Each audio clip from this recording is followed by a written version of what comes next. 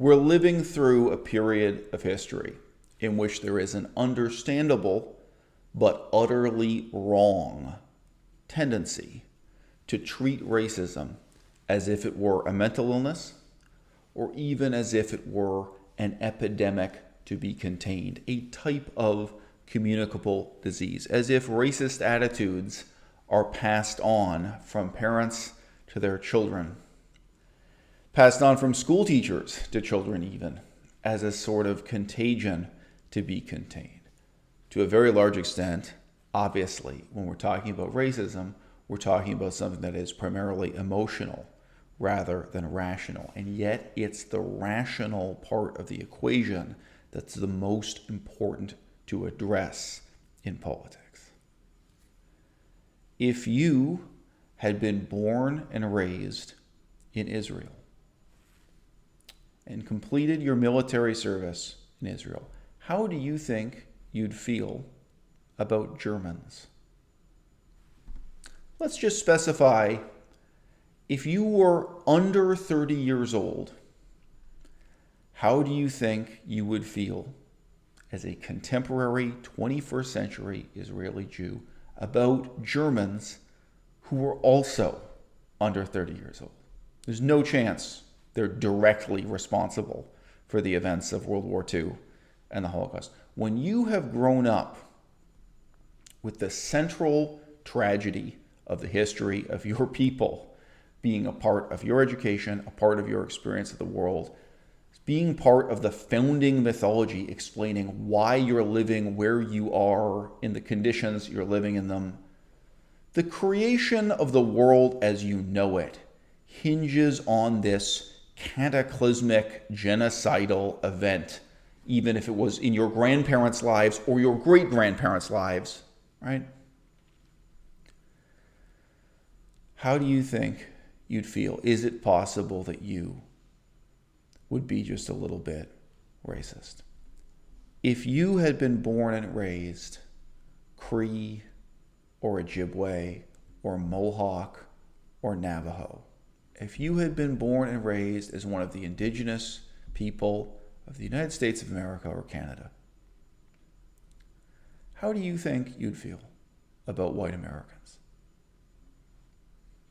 We don't even need to add here the caveat, if you were under 30 years old, and you're talking about other white Americans who are under 30 years old, because in that case, the genocidal series of events that remade the world as you know it, they've happened so long ago, right?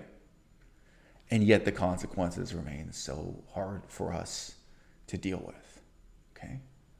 I think these are the themes, these are the questions that come out when we're talking about racism towards white people. And we're so ill-equipped to deal with it culturally because of this preconception that what we need to address is a kind of mental illness, is a kind of contagion. It's a misconception that takes on a life of its own, like a cult belief, like people signing up for a cult, getting into an ideology that somehow is self-justifying and takes over people's minds. And no, to a very large extent, the racism we're dealing with in the 21st century is a rational product of events in the 19th century or in the 18th century, or maybe just a few decades ago.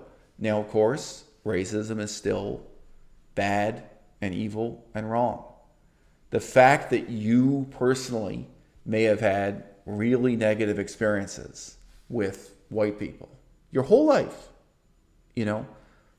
doesn't mean that you can treat the next random white person you meet in a bad way, that you can despise them, that you can be prejudiced against them, that you can be biased against them.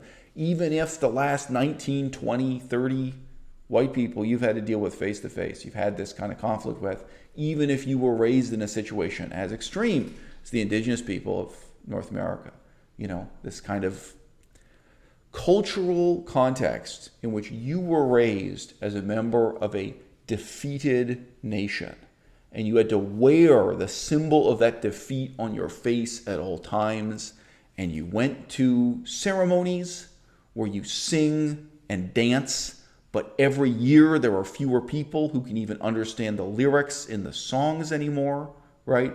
Where the whole political system and economic system that surrounds you was built on the ashes of your culture and your civilization, and their national holidays are celebrating when they defeated you and drove your language to extinction, right? When the national religion that surrounds you, right, has its history of genocidal campaigns against what was your ancestral religion, right? To live with that and still have the detachment and the self-discipline to meet another white person and say, hey, I'm going to evaluate this person just as a human being. I don't know. I'm going to set aside all my bad experiences and the bad experiences of my parents and grandparents and the whole kind of civilizational genocidal context for this meeting. I'm going to meet you face to face, and I'm just going to treat you as a person and treat you as an unknown, no matter how many negative experiences I've had before. And keep in mind, our indigenous people, most of them grow up with white school teachers, white school principals, right? Many of the authority figures they will have had negative experiences with early in life will have been white. The first police officers they've interacted with as teenagers, very likely to be white. They are very likely to see those confrontations as attributable to that grand civilizational narrative of defeat, conquest, and genocide, right? They're very likely to imagine or assume that this school teacher or this police officer is treating them like garbage, is being rude to them or is being cruel to them just because of the color of their skin or just because of their ethnic status, right? And of course, they might be right or they might be wrong on a case-by-case basis. This is the kind of racism we're all struggling with in the 21st century. And I mean that. I know that may sound trite that I say we're all dealing with, okay? If you stop and examine your own experiences in life, you may have these kinds of prejudices, and you may not be aware that you struggle to contain them or compartmentalize them or have detachment about them. I have a prejudice against white Australians, right? I used to live in Cambodia. I used to live in Laos. I used to live in Thailand. Even when I was living in Hong Kong, okay? White Australians seemed consistently to be the most despicable human beings on this earth. They made a very powerful negative impression of me. I have Australian fans of this channel. If they send me an email, or in theory, if they meet me face to face in real life, I have to put aside that anecdotal, personal, subjective experience, those apprehensions, those I have to put aside. And I have to put aside also the political history that forms the context for this. Because I'll tell you something, if there's one country on earth that's even more egregiously guilty of a history of genocide under the British Empire, right, it's Australia. And what country on earth is worse than Canada, the United States? Well, Australia is a real candidate this way. Their guilt, their civilizational narrative, it's not just bad. It's one of the few that might be worse than ours. And I feel that when I deal with it. I'll be real with you. I had an Australian friend. This is true of actually more than one Australian friend. I'm thinking of one in particular. I had an Australian friend once, and I remember he sat down with me, a white guy, needless to say, and he gave his justification for why he thought the genocide and conquest and extinction of those languages was just fine and dandy, why it was in his own mind. He made up, these excuses for it. I was a practicing Buddhist at the time. I didn't.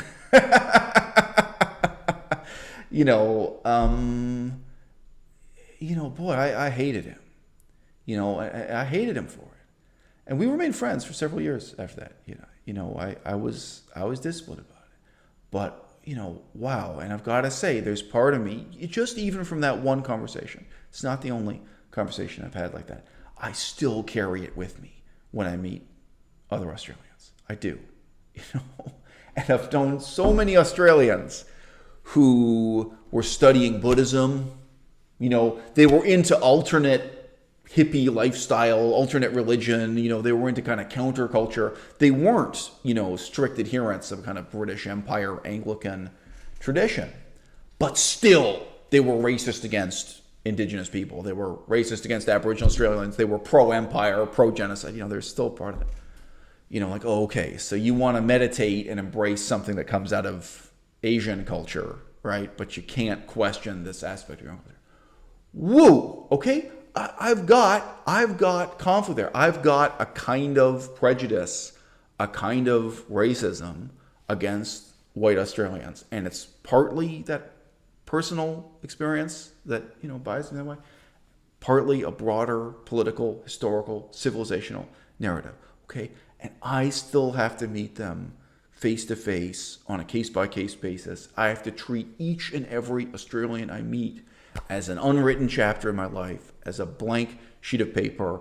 I have to treat them as something genuinely unknown. I have to give them that chance. I have to give them the chance to be the exception to the rule. All right. I've known white people, depends to some extent on what their job was in life and just even where they were from geographically. I have known white people who told me sincerely that every single indigenous person they knew was an alcoholic or a drug addict or both. Right? These are the people they knew. I've known people from different walks of life. I knew one guy who worked in construction, and he knew the type of people who worked in construction, and his racial views and so on, reflected that. When you live in Saskatchewan and so on, so you're dealing with someone who's had incredibly negative experiences with a non-representative sample of the population.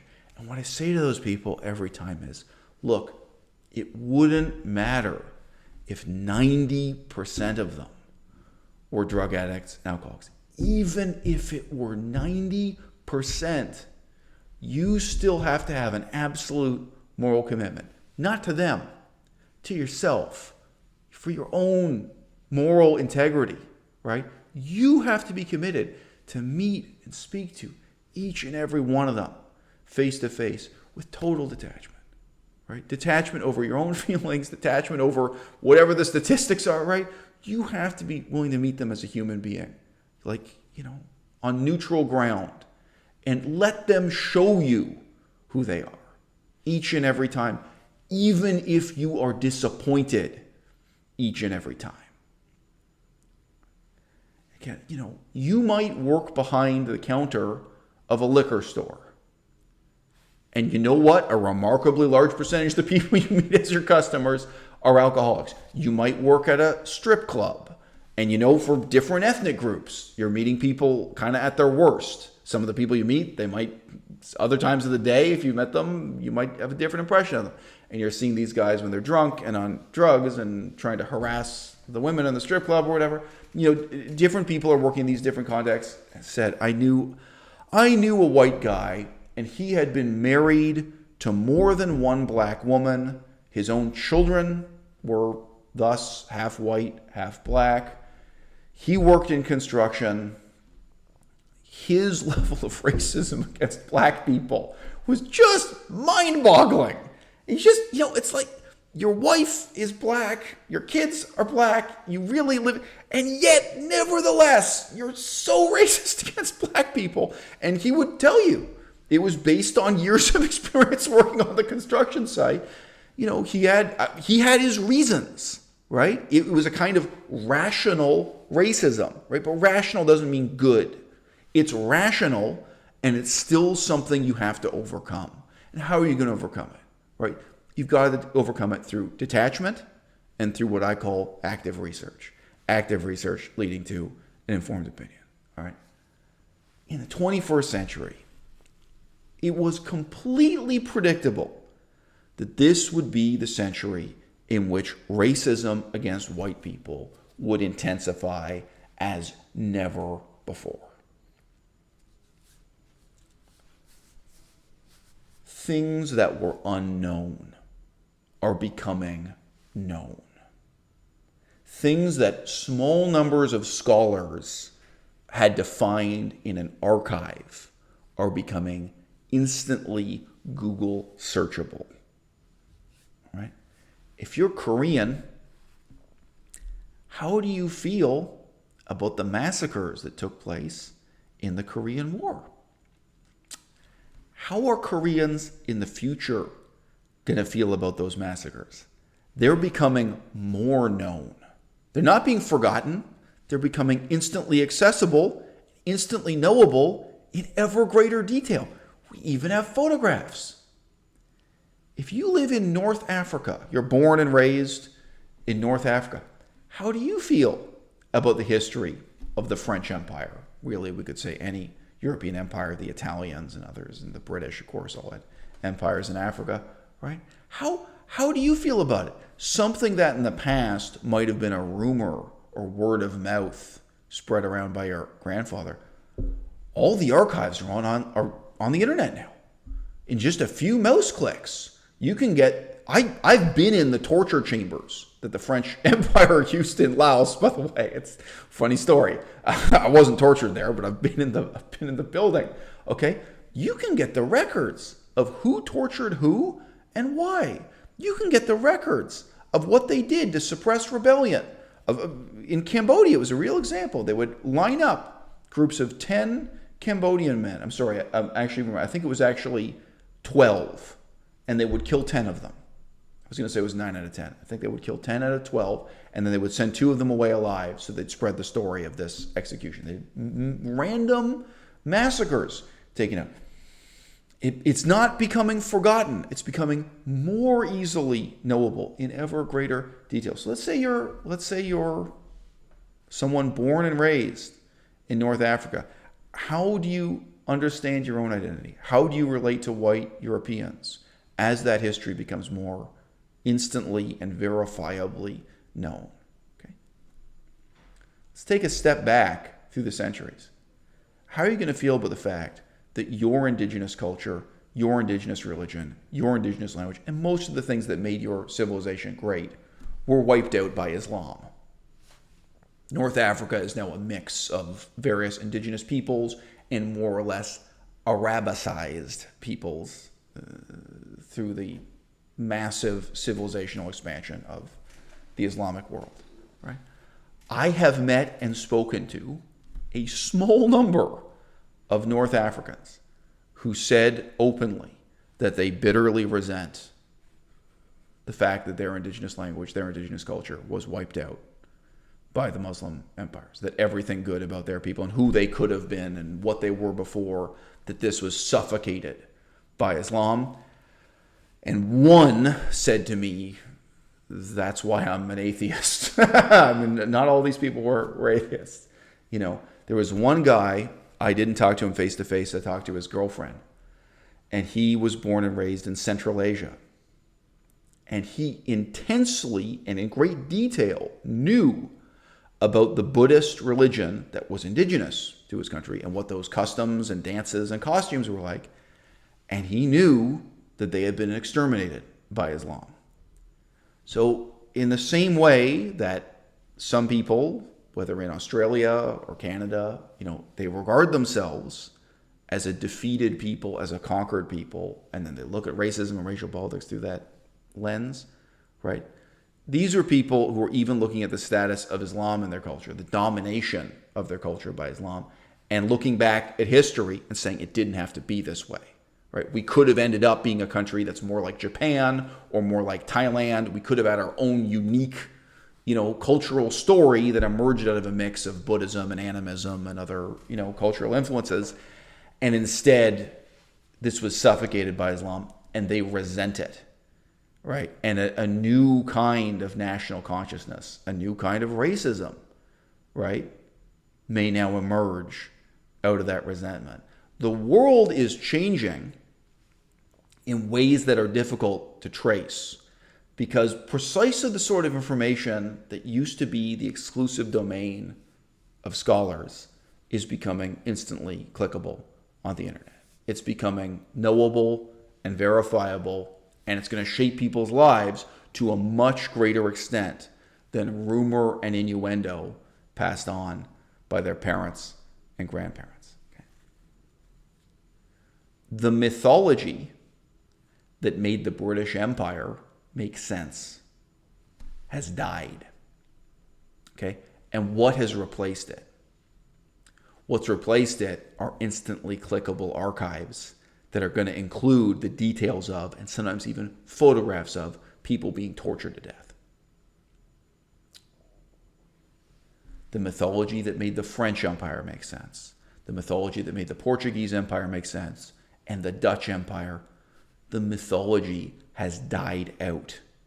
And what has replaced it is a set of cold, hard facts about imperialism and colonialism that we have yet to feel the full depth of resentment for.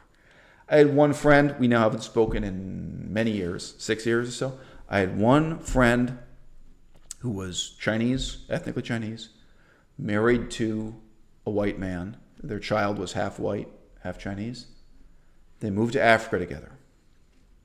I think he was in the oil and gas industry, this white guy, which is very unsurprising, given the other things I've just told you. So he had a straight job in a corporate office kind of thing, you know. And she, as the wife, would take care of the baby and go to the fruit and vegetable market. And she said, the racism of the people, the racism of these black African people, the particular place she was living, against her husband was so intense. And she said, couldn't believe it. She could go to the same market alone, or her with the baby, and these people would be so wonderful to her. They'd be so kind and so encouraging. And, you know, obviously she's struggling with the language barrier. She was Chinese. I mean, she's still a foreigner. She's still an outsider to them, right? And this is a culture where 99.9% of people are black. You know, it's not a multicultural society in that sense, or a multi-ethnic society. And everyone's so warm and positive and loving. And then if she comes back with her husband, who was white and French,